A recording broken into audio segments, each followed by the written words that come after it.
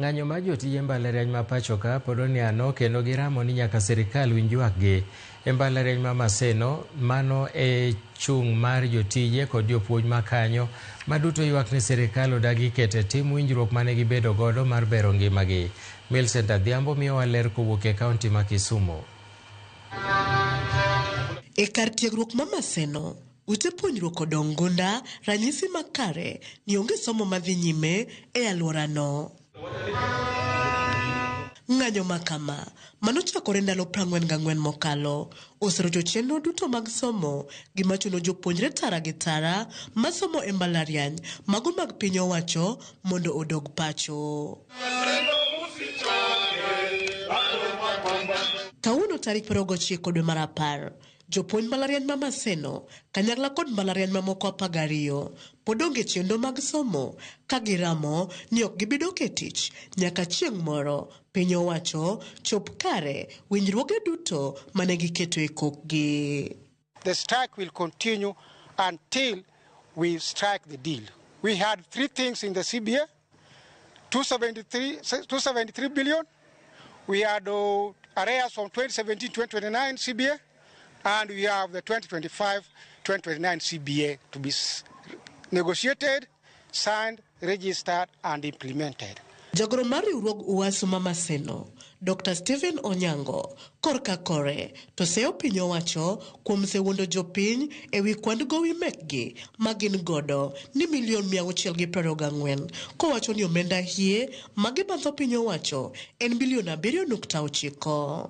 Kane wachako ng'anyo tarik 17 dwe mokalo, ne gituo ni pesa magin go marwa en $624.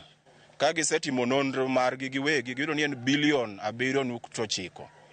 Koro penjo ni to PS Nyangala gi Ogambani gikia pogruok mar million gi billion. To wasenyisogi ni en $7.9. Wadwa ni pesa no chul kasto CBA manyien ochak mano nengo chak tiyo mar 7 higani.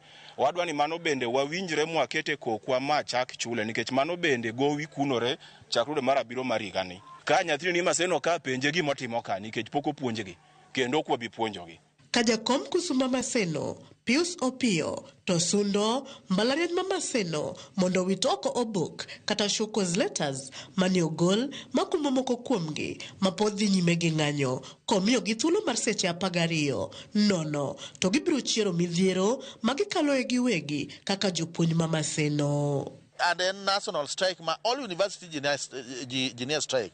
Koro karwa kaka ng'ato dwa ndiko nwa barua ne so cause letters. Wamiyo gi seche 12 mondo gi withdraw those letters. Kaka gi withdraw letters go. We as workers of Maseno are going to revive all internal issues.